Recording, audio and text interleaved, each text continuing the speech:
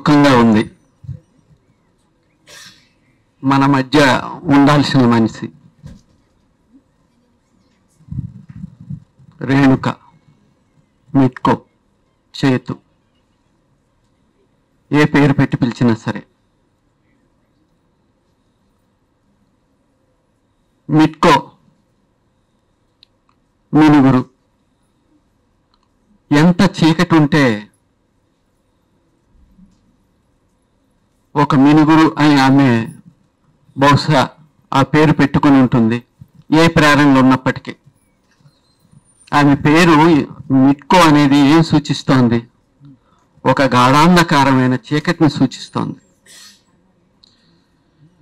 నిజానికి అసలు మిట్కోని తలుచుకున్నప్పుడల్లా ఒక దుఃఖం కొద్ది రోజులుగా వెంటాడుతోంది. ఇక్కడ ఈ సభలో చూస్తే చాలా చిన్న అమ్మాయిలు, అంటే ఇక్కడ కొద్దిమంది కనిపిస్తున్నారు. అంత వయసులో నేను రేణుకను చూశాను అరకులో కథల వర్క్షాప్లో. అన్ని రోజులు అందరూ మాట్లాడారు. మాట్లాడిన వాళ్ళని మాట్లాడమన్నప్పుడు ఆమె రాసిన కథల గురించి చెప్పగానే నేను చాలా ఆశ్చర్యపోయి నమ్మలేనట్టుగా ఆమెను అడిగాను, మీరేనా ఆ రేణుకాదేవి అని. రేణుక అంటే మీరా, జీ రేణుక మీరా అని.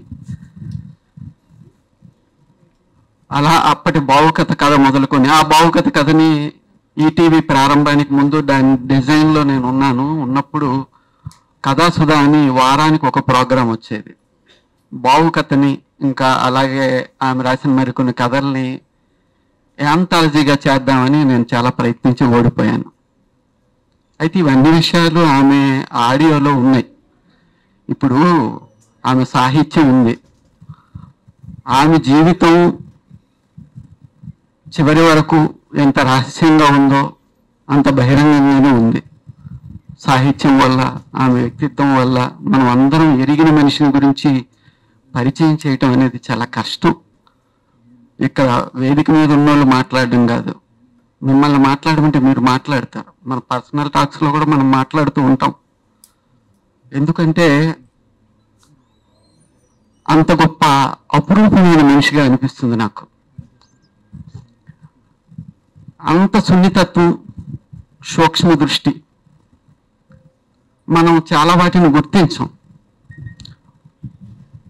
ముఖ్యంగా సాహిత్యం గురించి మాట్లాడాల్సి వచ్చినప్పుడు ఇవాళ దేశ సరిహద్దుల్లో ఒక యుద్ధం జరుగుతోంది. లోపల సరిహద్దులు గీసి అంతకంటే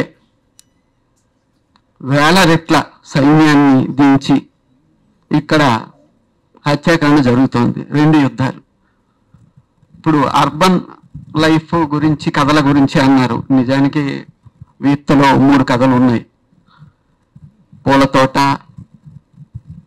అలాగే మిట్కో, అదే మెట్ల మీద అనగనగా అమ్మ. మెట్ల మీద మీకు అందరికీ ఎరిగిన కథ, చెప్పి బోర్ కొట్టించాను. ఇది నేను యుద్ధం దగ్గర నుంచి సరిహద్దుల దాకా, అంటే 2 యుద్ధాలు జరగడం గురించి ఎలా చెప్పానో ఆమె కథల్లో చూసినప్పుడు, అనగనగా అమ్మలో తీసుకుంటే ఆమె పెళ్ళైన స్త్రీగా ఉండి ఇబ్బందులు పడుతూ ఉంటుంది. అక్కడి నుంచి వచ్చేయమని తల్లి చెప్తూ ఉంటుంది. అంటే ఒక పూర్తి ఘర్షణని ఎదుర్కొని అక్కడి నుంచి వెనక్కి రావడానికి ఆమె వచ్చేయమని, అక్కడి నుంచి బయటపడడమే అక్కడ పోరాటం. అలాగే ఆమె చివరికి ఉద్యమంలోకి వెళ్ళడం, అది ఒక పోరాటం. ఆమె అక్కడ ఏమవుతుంది అంటే, ఆమె సంసార జీవితంలో ఉన్నా, సాయుధ జీవితంలో ఉన్నా పోరాటం తప్పదు. ఇప్పుడు ఎలా అయితే యుద్ధం 2 చోట్ల అయినాయి, అలాగే ఆమె పూలతోట కథలో కూడా చూస్తే కూడా మనకి అలాగే అనిపిస్తుంది.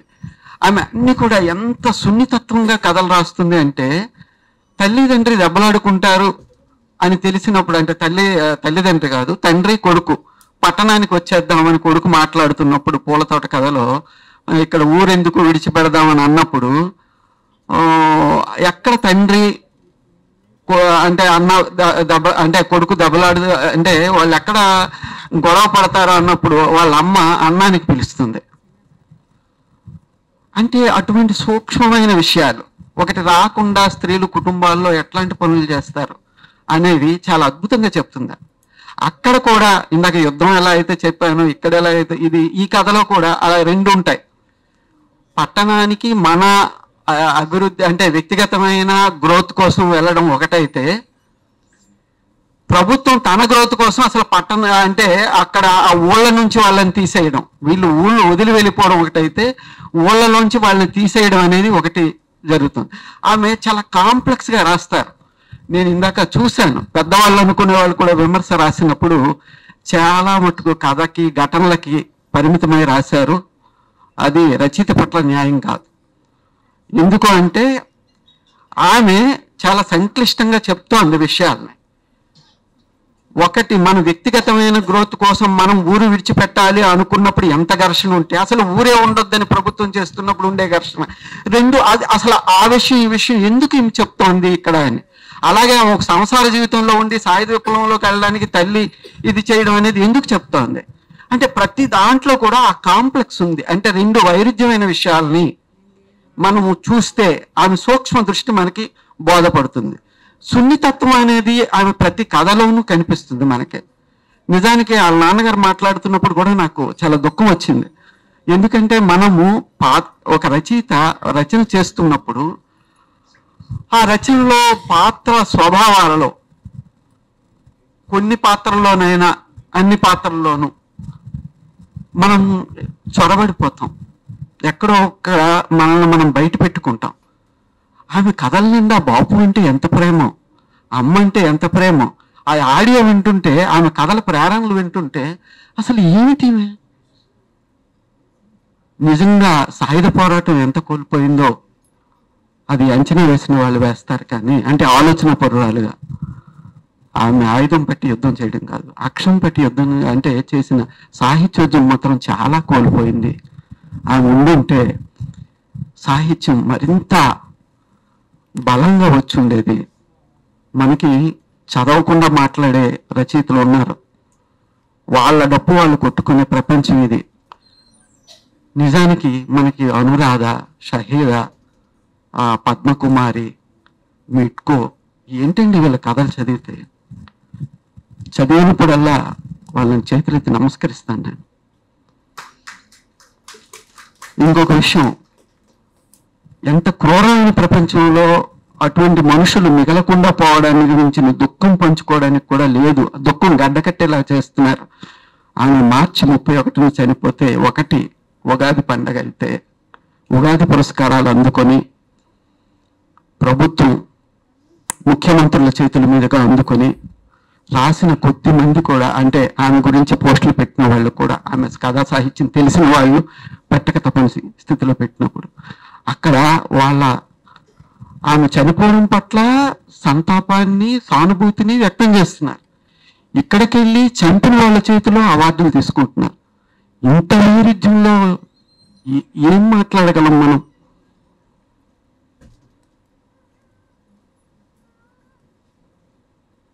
మిట్కో ఎప్పటికీ మిగిలే ఉంటుంది మన మనసుల్లోనూ, సాహిత్యంలోనూ, సాయుధ పోరాట చరిత్రలోనూ. Thank you very much.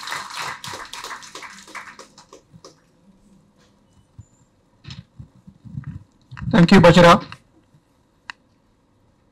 విశాఖపట్నంలో తాను అత్యంత చిన్న వయస్కురాలుగా కథా వర్క్షాప్లో పాల్గొన్న ఆ సంఘటన నుంచి